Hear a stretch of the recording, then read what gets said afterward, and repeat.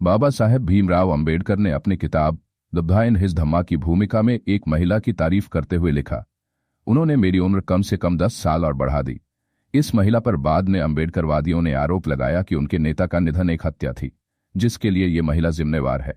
दोस्तों, आपको बता दें कि ये महिला कोई और नहीं बल्कि डॉक्टर अंबेडकर की दूसरी पत्नी डॉक्टर सविता अंबेडकर थीं, जिनकी शादी से न केवल अंबेडकर के परिवार वाले बल्कि उनके बहुत से प्रशंसक भी नाराज हो गए थे। जब अंबेडकरवादियों ने डॉक्टर सविता पर आरोप लगाया तो केंद्र सरकार ने इसकी जांच कराई। जांच के बाद उन्हें क्लीन चिट दे दी गई। हालांकि बाद में कांग्रेस ने उन्हें कई बार राज्यसभा सदस्यता का न्योता दिया, लेकिन उन्होंने विनम्रता से अस्वीकार कर दिया। डॉक्टर सविता भीमराव अंबेडकर का जन्म महाराष्ट्र के एक कुलीन ब्राह्मण परिवार में हुआ था। वो बाबा साहेब की दूसरी पत्नी बनी। जिस समय अंबेडकर ने उनसे शादी की, उनके परिवारजन ही नहीं बल्कि बहुत से अनुयायी भी खासे नाराज हुए। अंबेडकरवादियों को समझ में नहीं आया कि जिन सवर्ण जातियों के खिलाफ बाबा साहेब ने लगातार संघर्ष का बिगुल बजाया, उसी वर्ग की महिला से क्यों शादी कर ली। आपको बता दें कि सविता अंबेडकर का परिवार शायद आधुनिक विचारों का था, इसलिए उनके 8 भाई बहनों में 6 ने अंतरजातीय विवाह किया था। सविता ने खुद डॉक्टर अंबेडकरच्या सहवासत शीर्षक से आत्मकथा में लिखा, हम भाई बहनों के अंतरजातीय विवाह करने पर हमारे परिवार ने कोई विरोध नहीं किया।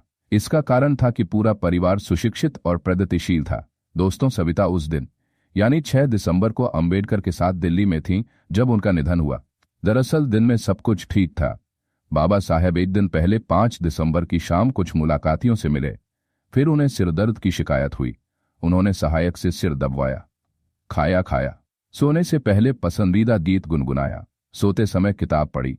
सुबह वो बिस्तर पर मृत मिले। शायद रात या फिर सुबह तड़के ही सोते हार्ट अटैक से उनका निधन हो गया था। अपनी मृत्यु से चंद घंटे पहले वह पत्नी डॉक्टर सविता से नाखुश थे। क्षुब्धता भी जाहिर की थी कि वो कौन सी बात थी जिससे वह पत्नी से नाराज हो गए थे। हालांकि उनका जिंदगी का ये आखिरी दिन सामान्य दिनों की ही तरह था। वह अस्वस्थ जरूर चल रहे थे। 5 दिसंबर 1956 की सुबह डॉक्टर भीमराव आंबेडकर देर से सोकर उठे। वह सुबह जल्दी उठने वाले लोगों में नहीं थे। 16 वर्षों से उनके सहायक रहे नानक चंद रत्तू दिल्ली स्थित उनके सरकारी आवास पर आ चुके थे और उनके उठने का इंतजार कर रहे थे। उनके जागने के बाद उन्होंने दफ्तर जाने की इजाजत मांगी। अब घर पर रह गए पत्नी सविता आंबेडकर और डॉक्टर मालवणकर। डॉक्टर मालवणकर मुंबई से उनके स्वास्थ्य की जांच के लिए अक्सर आते रहते थे। उस दिन भी आए हुए थे।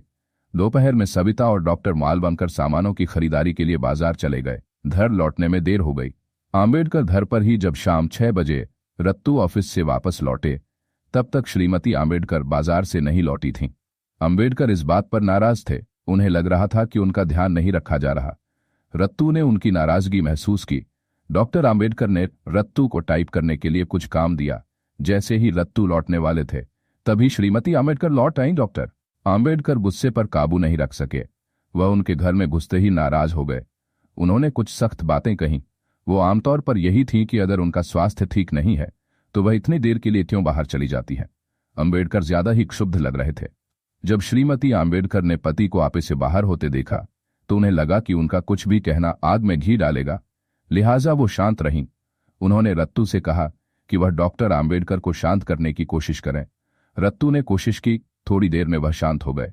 उसी रात करीब 8 बजे जैन मतावलंबियों का एक प्रतिनिधिमंडल तय समय के अनुसार उनसे मिला। आंबेडकर को महसूस हो रहा था कि वह आज मिलने की स्थिति में नहीं है, लिहाजा मुलाकात को अगले दिन के लिए टाल दिया जाए। चूंकि वो लोग आ चुके थे तो उन्हें लगा कि अब मिल लेना चाहिए।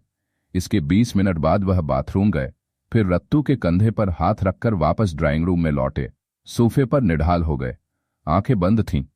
कुछ मिनटों पर शांति पसरी रही। जैन नेता उनके चेहरे की ओर देखे जा रहे थे। फिर आंबेडकर ने सिर हिलाया। कुछ देर बातचीत की। बौद्धिज्म और जैनिज्म को लेकर सवाल पूछे।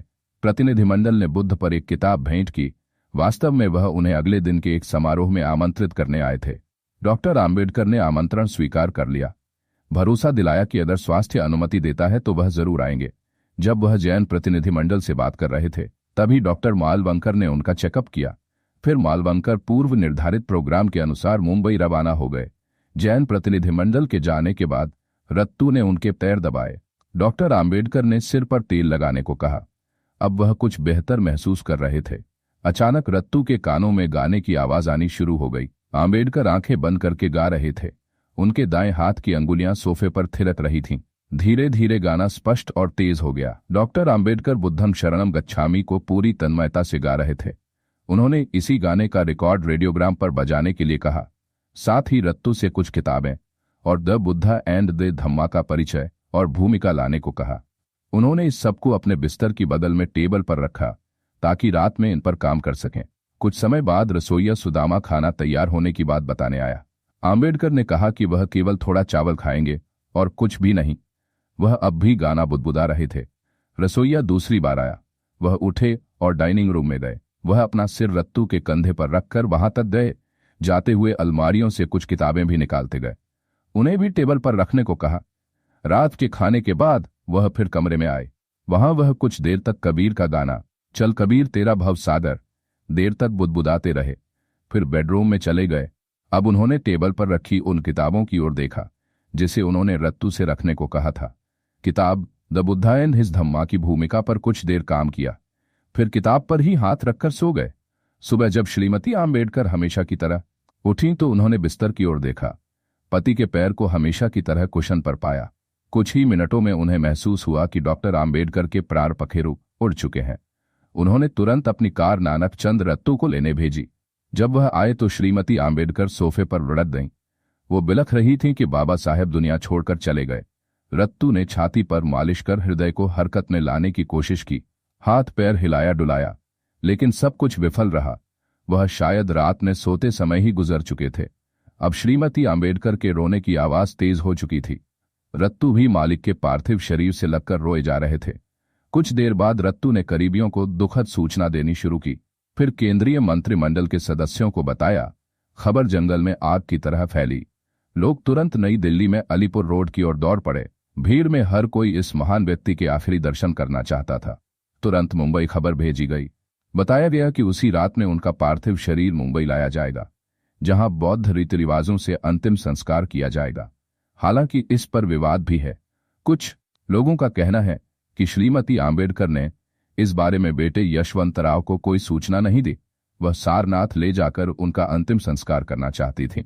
दरअसल 4 साल पहले आम्बेडकर को लगने लगा था कि वह अब ज्यादा जीवित नहीं रहेंगे। इस बारे में उन्होंने अपने खास सहायक बाहुराव गायकवाड़ को पत्र भी लिखा था कि वह ऐसी घटना की तैयारी पहले से करके रखें। मुंबई में चौपाटी में हजारों लोगों ने उनके अंतिम संस्कार में हिस्सा लिया। उनके इस निधन को अम्बेडकर को मानने वाले एक वर्ग ने संदेह की नजरों से देखा।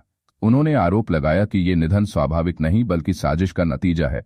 निशाने पर थीं सविता अम्बेडकर। सविता माई ने जब बाबा साहेब से शादी की तो वो उनके साथ उस आंदोलन में जोर शोर से कूद पड़ी थीं जिसे वो लंबे समय से चला रहे थे। वो सामाजिक कार्यकर्ता थीं, होनहार डॉक्टर थीं। बाबा साहब के साथ बौद्ध धर्म भी स्वीकार किया था। अम्बेडकर के अनुयायी और बौद्धिस्ट उन्हें माई साहब या मेम साहब कहते थे।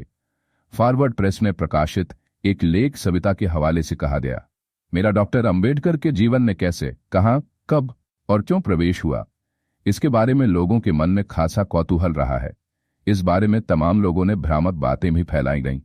उनकी पहली मुलाकात डॉक्टर अम्बेडकर से मुंबई में अपने परिचित डॉक्टर एम.एस. राव के घर पर हुई।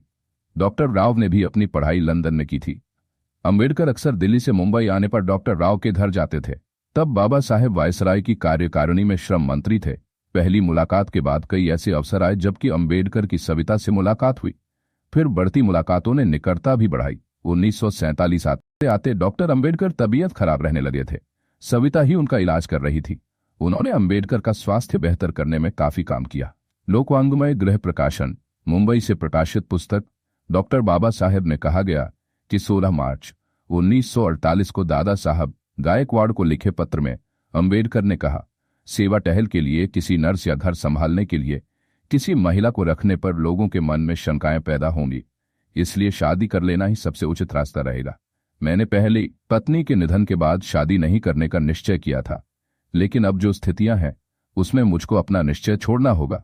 दोस्तों, आपको बता दें कि सविता अम्बेडकर का असली नाम शारदा कबीर था। सविता का नाम उन्हें खुद बाबा साहब ने प्रेम में दिया था।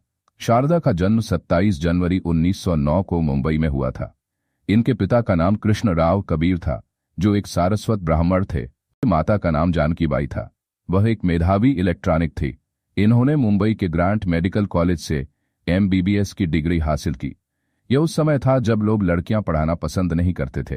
कुछ ही लड़कियां उस जमाने में पढ़ती थी और मेडिकल जैसी पढ़ाई तो न के बराबर ही लड़कियां पढ़ती थी। गुजरात के एक बड़े अस्पताल में मुख्य चिकित्सा अधिकारी की पोस्ट पर उनकी नियुक्ति हुई। संस्था के कुछ ही दिनों बाद स्वास्थ्य ठीक न रहने की वजह से वे मुख्य चिकित्सा अधिकारी की नौकरी छोड़कर मुंबई चले गए।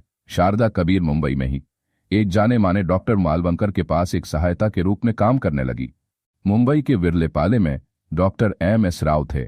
शारदा कबीर डॉक्टर राव की लड़कियों की सहेली थी। शारदा कबीर का डॉक्टर MS राव के घर आना जाना रहता था। डॉक्टर राव BR अम्बेडकर के घनिष्ठ मित्र थे। जब भी बाबा साहेब दिल्ली से मुंबई आते थे तो पहले डॉक्टर राव के घर जरूर जाते थे। डॉक्टर राव के घर पर ही बाबा साहेब की शारदा कबीर से पहली मुलाकात हुई। इस मुलाकात से शारदा कबीर से बाबा साहेब बहुत प्रभावित हुए। डॉक्टर BR अम्बेडकर से अन्य मुलाकात मालवंकर के सलाहकार कक्ष में हुई। Baba Saheb blood workpiece, blood sugar और जोड़ों में दर्द से परेशान थे। बाबा साहब डॉक्टर मालवंकर के यहाँ इलाज करने आए थे। इसके बाद दोनों के बीच कई मुलाकातें और पत्र व्यवहार शुरू हो गया। 15 अप्रैल 1948 को डॉक्टर अम्बेडकर का विवाह उनके दिल्ली स्थित घर पर डॉक्टर सविता से कबीर हुआ। तब बाबा साहेब हार्डिंग एवेन्यू, अब तिलक ब्रिज में रहते थे। शादी के लिए रजिस्ट्रार के तौर पर रामेश्वर दयाल डिप्टी कमिश्नर दिल्ली बुलाए गए। यह विवाह सिविल मैरिज एक्ट के अधीन सिविल मैरिज के तौर पर संपन्न हुआ। इस मौके पर सविता के परिजनों समेत कई लोग मौजूद थे। सिवाय अम्बेडकर के अपने करीबी परिजनों के इस अवसर पर शामिल होने वालों में स्वयं मेरे अलावा राय साहब पूर्णचंद, मिस्टर मैसी, निजी सचिव नेस्य न्यावम कृष्ण चांदीवाला, एस्टेट ऑफिसर मेश्राम चित्रे और चित्रे का भतीजा, उनकी पत्नी शारदा कबीर रवाई, साथ ही home secretary Banerjee, doctor Ambedkar व डॉक्टर सविता अम्बेडकर नव दंपति को भारत के तत्कालीन गवर्नर जनरल चक्रवर्ती राजगोपालाचारी ने 28 जुलाई 1948 को स्नेह भोज के लिए आमंत्रित कर उनका अभिनंदन किया था। विवाह के बाद पति पत्नी के अच्छे संबंध बने। एक दूसरे के विचारों को तो वे पहले से ही जानते थे। आम्बेडकर उन्हें सविता के नाम से पुकारते थे। उस मुकाम से लेकर वे पत्नी और एक सहयोगी होने के नाते साई की तरह बाबा साहेब के साथ रहीं। बहुत से साथियों को असल में सबसे अधिक परेशानी यही थी। 26 अलीपुर रोड, जहां बाद में बाबा साहेब रहे, वहां लोग बड़ी संख्या में डॉक्टर आम्बेडकर से मिलने आते थे। यह जरूरी और संभव भी नहीं था कि सभी से बाबा साहेब मिल लें, इसलिए हर दूसरा तीसरा व्यक्ति नाराज रहता था और इसके लिए वह सविता जी को ही दोष देता था। उनसे भी अधिक उनकी जाति को। एक दूसरे से दूसरा तीसरे से, इस तरह बात जहां से शुरू होती थी अंत भी वहीं होता था। यानी एक ब्राह्मणी ने बाबा साहेब को अपने चंगुल में रखा हुआ है। सोहनलाल शास्त्री से लेकर शंकरानंद शास्त्री की तथा अन्य की भी लगभग यही समस्या थी, जबकि सविता जी पर एक पत्नी के अलावा डॉक्टर की भी दोहरी जिम्मेदारी थी। निधन के बाद सविता दिल्ली में ही एक फार्म हाउस में रहने लगी। अम्बेडकर के परिजनों से उनके रिश्ते हमेशा से ही तनाव भरे थे। ऊपर से उसी पक्ष की ओर से उन पर अम्बेडकर के निधन को लेकर लापरवाही का आरोप लगाया गया था। तत्कालीन प्रधानमंत्री नेहरू ने अम्बेडकर अनुयायियों के भारी दबाव के बीच जांच बिठाई, लेकिन जांच में निष्कर्ष निकला कि ये एक नेचुरल डेथ थी। बाद में जवाहरलाल नेहरू और फिर इंदिरा गांधी दोनों ने उन्हें राज्यसभा में आने का न्योता दिया, लेकिन उन्होंने इसे विनम्रता से मना कर दिया। हालांकि जब भारत सरकार ने अम्बेडकर को भारत के सर्वोच्च नागरिक सम्मान भारत रत्न से विभूषित किया तो 14 अप्रैल 1990 के दिन यह सम्मान डॉक्टर आम्बेडकर की पत्नी की हैसियत से उन्होंने ग्रहण किया। दिल्ली में अम्बेडकर को लेकर होने वाली कई गतिविधियों में वह सक्रिय रहती थीं। हालांकि उन्होंने खुद को सियासी गतिविधियों से काट रखा था, लेकिन बाद में मुंबई जाकर उन्होंने सियासी तौर पर सक्रिय होने की कोशिश की। सविता अम्बेडकर ने डॉक्टर अम्बेडकर सहवासत शीर्षक से आत्मकथा लिखी। ये मराठी में प्रकाशित हुई, फिर इसका हिंदी और अंग्रेजी में अनुवाद भी हुआ। उसमें उन्होंने लिखा, डॉक्टर अम्बेडकर के परिनिर्वाण के बाद मुझे प्रधानमंत्री जवाहरलाल नेहरू ने सरकारी अस्पताल में मेडिकल ऑफिसर की नौकरी देने तथा राज्यसभा में लेने की बात कही थी, लेकिन मैंने स्वेच्छा से मना कर दिया। कारण था कि बाबा साहेब ने मुझे किसी तरह की नौकरी से अलग रहने के लिए कहा था। फिर राज्यसभा की सदस्यता को स्वीकार करना कांग्रेस की मर्जी से चलने के लिए अपने आप को तैयार करना था, जो मैं नहीं चाहती थी। ये सब स्वीकार करना बाबा साहेब के विचारों के विरुद्ध जाना था। उन्होंने आगे लिखा, मुझे साहेब ने स्वीकार किया, मैं अम्बेडकर मई हो गई। मैंने उनका हमेशा साथ दिया। बीते 36 सालों से विधवा का जीवन जी रही हूं, वह भी अम्बेडकर के नाम के साथ। मैं अम्बेडकर के नाम के साथ जी रही हूं और मरूंगी भी तो इसी नाम के साथ। 19 अप्रैल 2003 को मुंबई के जे हॉस्पिटल में खराब स्वास्थ्य के कारण उन्हें भर्ती कराया गया। 19/2003 को उनका निधन हो गया। दोस्तों, आपको बता दें कि अशोक विजयादशमी वह दिन जिस दिन सम्राट अशोक मौर्य ने बौद्ध धर्म स्वीकार किया था। 14 अक्टूबर 1956 को सविता अम्बेडकर ने अपने पति भीमराव अम्बेडकर के साथ नागपुर के दीक्षा भूमि में बौद्ध धर्म स्वीकार किया। म्यांमार के बौद्ध भिक्षु महास्थवीर चंद्रमणि से बौद्ध धर्म के प्रवचन ली। बाद में बाबा साहेब ने 500,000 लोगों को 22 प्रतिज्ञाएं देकर बौद्ध धर्म की दीक्षा दी। सविता अम्बेडकर भारत में बौद्ध धर्म स्वीकार करने वाली प्रथम महिला बनी। दोस्तों, भारत सरकार की ओर से डॉक्टर आम्बेडकर के सम्मान ने उनके परिनिर्वाणोपरांत भारत का सर्वोच्च नागरिक सम्मान भारत रत्न घोषित किया गया था। 14 अप्रैल 1990 के दिन यह सम्मान डॉक्टर आम्बेडकर की पत्नी की हैसियत से तत्कालीन राष्ट्रपति आर वेंकट रमन जी के कर कमलों द्वारा सविता जी को प्रदान किया गया।